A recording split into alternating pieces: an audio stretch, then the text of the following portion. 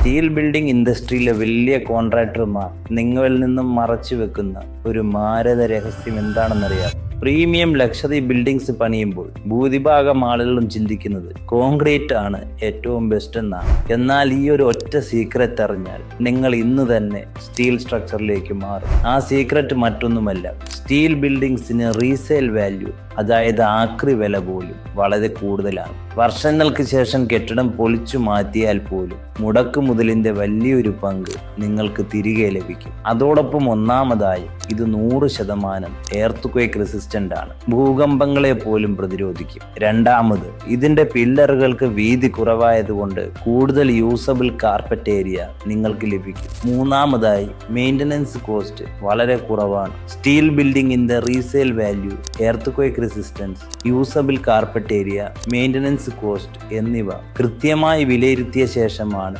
ശരിയായ തീരുമാനമെടുക്കേണ്ടത്.